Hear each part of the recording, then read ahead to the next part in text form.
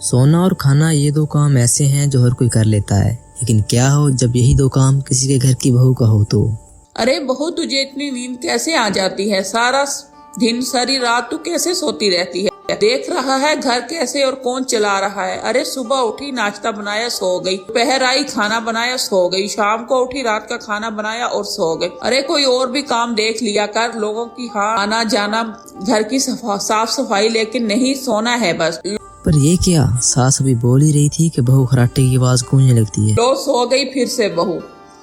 लेकिन बहू कहाँ कुछ सुन रही है, बहू सोफे पर ही सो जाती है कि अचानक से पड़ोसन आ जाती है। अच्छा नहीं है बहू को इतना परेशान करना, और वो भी तो किसी की बेटी, किसी की बहन है।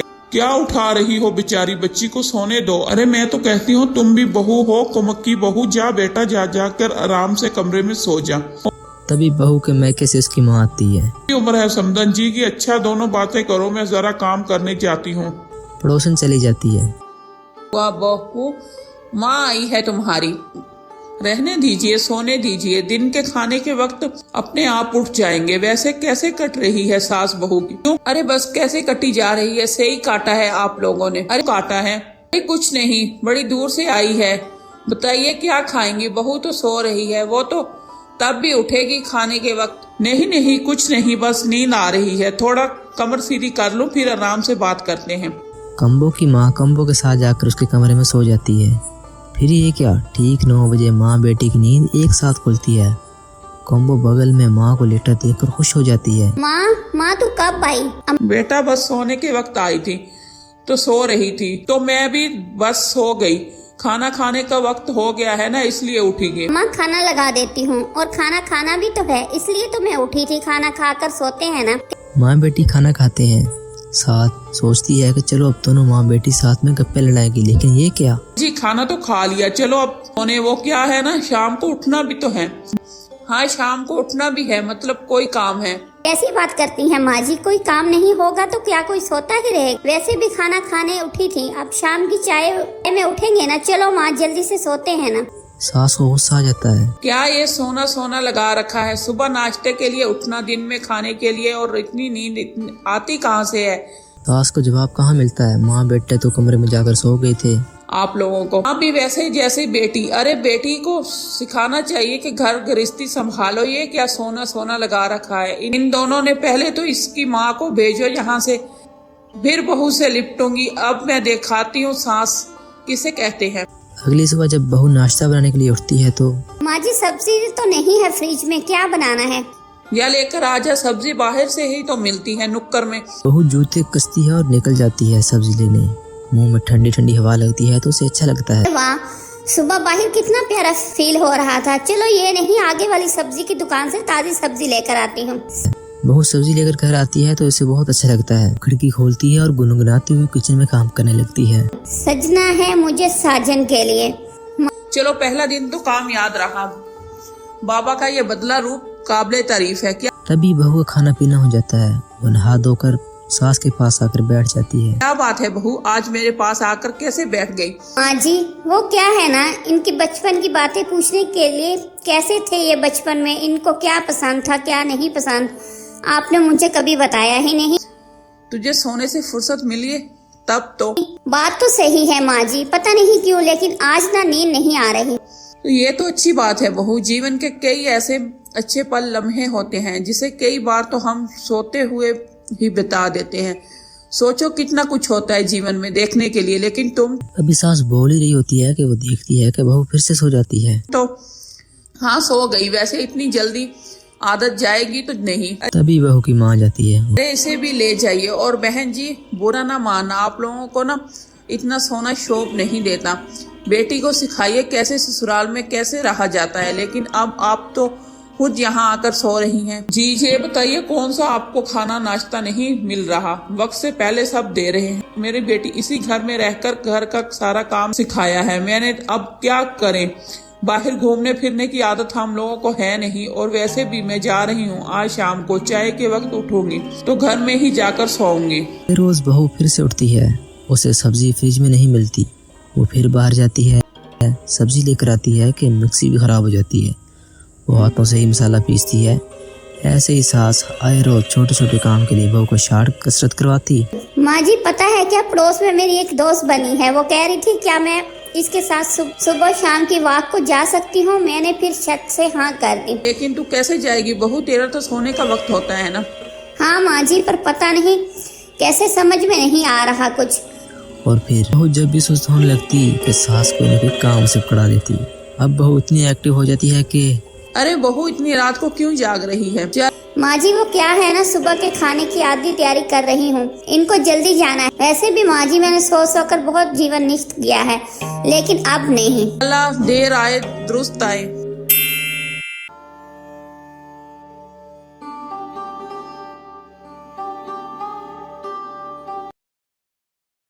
राजू चौपाटी पर पाव भाजी का ठेला लगाया करता था। उसके हाथ की बनी हुई पाव भाजी लोगों को बहुत पसंद आती थी। राजू के ठेले पर रोज शाम को पाव भाजी खाने वालों की लाइन लग जाती थी। राजू खुश था कि उसकी बनाई पाव भाजी लोगों को बहुत पसंद आती थी। अरे राजू भैया, तुम्हारे हाथों में तो जादू है, जादू। कितनी अच्छी पाव भाजी बनाते हो। हाँ बिल्कुल सही कहा, इतनी अच्छी पाव भाजी तो पूरे शहर में कहीं नहीं मिलती जितनी राजू भैया के ठेले पर मिलती है। आपका बहुत बहुत धन्यवाद। बस एक ही तो काम है जो मुझे आता है, जैसे तैसे पाव भाजी बेचकर अपने परिवार का पेट पालता हूँ। राजू भैया, कौन है तुम्हारे परिवार में? मेरा मतलब कितने लोग हैं? क्या बताऊँ भैया, माँ बाप बच्चे पत्नी सभी लोग हैं और मैं इकलौता कमाने वाला। तुम पाव भाजी बेचकर इतना पैसा कमा लेते हो जिससे तुम्हारे परिवार का पालन पोषण आसानी से हो जाए? हाँ, अल्लाह की मेहरबानी से अभी तक तो कोई परेशानी नहीं आई, लेकिन कभी कभी पैसों की कमी आ जाती है, लेकिन अल्लाह का शुक्र है कभी भूखा नहीं सोना पड़ा। एक दिन राजू अपने पाव भाजी बनाने का सामान लेने बाजार गया।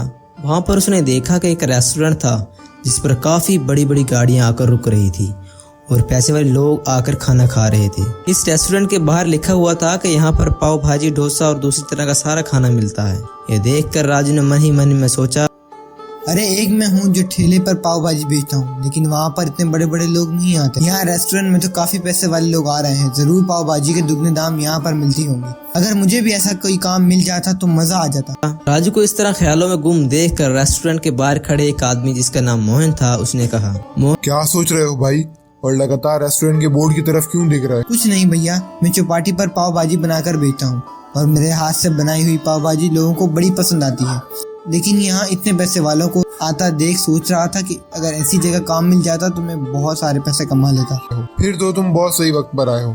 अंदर रेस्टोरेंट में जो हलवाई पाव भाजी बनाने का काम करता है वो बहुत वक्त से बीमार चल रहा है और रेस्टोरेंट के मालिक को पाव भाजी बनाने वाले की जरूरत थी। सच कह रहे हो, अगर ऐसा है तो आपके जो मालिक हैं मैं इन्हें बहुत अच्छी पाव भाजी बनाकर दूंगा। देखना कुछ ही समय में ग्राहकों की संख्या दुगनी हो जाएगी। मोहन राजू को रेस्टोरेंट के मालिक के पास मिलवाने के लिए ले जाता है। ठीक है, तुम कल से यहाँ पाव भाजी बनाने का काम कर सकते हो, लेकिन याद रखना तुम्हें सुबह 7 बजे यहाँ पर पहुँचना होगा और रात को 10 बजे तक काम करना होगा। अगर तुम्हारा काम पसंद आया तो मैं तुम्हें अच्छी तनख्वाह दूंगा। ठीक है मालिक, सुबह 7 बजे यहाँ पहुँच जाऊंगा। राजू बहुत खुश था क्योंकि उससे उस बड़े वाले रेस्टोरेंट में काम मिल गया था। राजू ने चौपाटी से अपना ठेला लाकर घर पर खड़ा कर दिया और रेस्टोरेंट में जाकर पाव भाजी बनाने वालों का काम करने लगा। एक दिन जब राजू देर रात को अपने घर पहुंचा तो उसकी बीवी ने उसे कहा, कैसा करने लगे हैं? सुबह 6 बजे घर से निकलते हैं और रात को 12 बजे घर पहुंचते हैं। जब आप चौपाटी पर ठेला लगाया करते थे तब तो आपको इतना वक्त नहीं लगता था। अरे तुम समझती नहीं, बड़े रेस्टोरेंट में काम करने लगा हूँ। चौपाटी तो घर के पास ही थी, पहुँचने में 10 मिनट नहीं लगते थे। रेस्टोरेंट जाते वक्त पूरा 1 घंटा लगता है, लौटते वक्त देर हो जाती है। मैं तो कहती हूँ आपका पहले वाला काम ही ठीक है। माना पैसे थोड़े कम थे लेकिन मेहनत तो इससे कहीं कम थी ना, और धीरे धीरे आपकी सेहत भी गिरती जा रही है। अरे तुम कुछ नहीं समझती, बड़े रेस्टोरेंट में काम करने का मजा ही कुछ और। कब तक मैं ठेले वाला राजू कहलाता था? लेकिन वो काम आपका अपना था, इतना काम करते थे, सारा पैसा आपको ही मिलता था। यहाँ रेस्टोरेंट में ये लोग आपसे इतना काम करवा लेते हैं और बदले में थोड़ी सी ज्यादा बघार दे देते हैं। आप मेरी बात समझने की कोशिश क्यों नहीं करते? लेकिन राजू ने अपनी पत्नी को कोई बात नहीं सुनी। जरूरत से ज्यादा काम करने की वजह से राजू की सेहत खराब होने लगती है और वह बीमार पड़ जाता है। राजू के बीमार होते ही रेस्टोरेंट के मालिक ने इस काम से निकाल दिया। अब राजू के सामने पैसों की कमी आ गई। उसके घर में खाना बनाने तक के पैसे खत्म हो चुके थे। सारा पैसा डॉक्टर के इलाज में खत्म हो गया। जब राजू की तबीयत थोड़ा सा सुधार आया तो जैसे तैसे आसपास के लोगों से उधार लेकर वो अपना ठेला लेकर वापस चौपाटी पर पहुंचा। लेकिन ये क्या, राजू की जगह पर तो किसी और ने ही कब्जा जमा लिया था। अरे कौन हो भाई तुम? यहाँ तुमने ठेला क्यों लगाया है? ये तो मेरी जगह है। कैसी जगह, कौन सी जगह? पिछले 6 महीने से तो मैं यहाँ पर ठेला लगा रहा हूँ। तुम्हें तो मैंने पहले कभी नहीं देखा। पहले ये जगह मेरी हुआ करती थी। हाँ हाँ, तो पहले हुआ करती होगी। अभी जगह का भाड़ा मैं देता हूँ और ये जगह मेरी है। तुम जाओ यहाँ से, कहीं और देख लो। अब यहाँ के लोग मेरे हाथ की बनी हुई पाव भाजी खाते हैं। हाँ, था यहाँ पर पहले कोई राजू पाव भाजी वाला। उसका नाम सुन सुनकर तो मेरे कान पक गए, लेकिन अब उसके सारे ग्राहक मेरे पास आने लगे हैं। वो राजू पाव भाजी वाला मैं ही हूँ। तभी वहाँ पर राजू का एक पुराना ग्राहक आ गया और उसने राजू को देखकर पहचान लिया। अरे राजू भाई, कहाँ थे? कितने महीनों बाद नजर आ रहे हो? ये तुम्हारी सेहत को क्या हुआ? बड़े कमजोर लग रहे हो। क्या बताऊं भाई, बड़े रेस्टोरेंट में काम करने के लालच में मैंने अपनी जगह छोड़ दी और अब मेरी जगह यहाँ पर किसी और ने ले ली है। कुछ समझ नहीं आता। एक तो वैसे ही घर में खाने के लिए कुछ नहीं, सारे पैसे भी इलाज में खर्च हो चुके हैं। जिस रेस्टोरेंट में काम किया करता था, इसके मालिक ने भी बीमार होने पर 1 रुपया नहीं दिया। अल्लाह जाने अब क्या होगा। राजू भाई, तुम चौपाटी के सबसे फेमस पाव भाजी वाले हुआ करते थे और अच्छा खासा पैसा भी कमा रहे थे, लेकिन बड़ी जगह काम करने के लालच ने तुम्हें कहीं का नहीं छोड़ा। तुम्हारी गरीबी देखकर मुझे बड़ा तरस आ रहा है। मैं तुम्हें कुछ पैसे दे देता हूँ, लेकिन जीवन में एक बात हमेशा याद रखना, जो तुम्हारी असली पहचान है उसे कभी मत खोना। अब तुम्हें यहाँ चौपाटी पर वापस अपनी पहचान बनाने में थोड़ा वक्त तो लगेगा और मुश्किल भी आएगी, लेकिन कोई बात नहीं, धीरे धीरे सब ठीक हो जाएगा।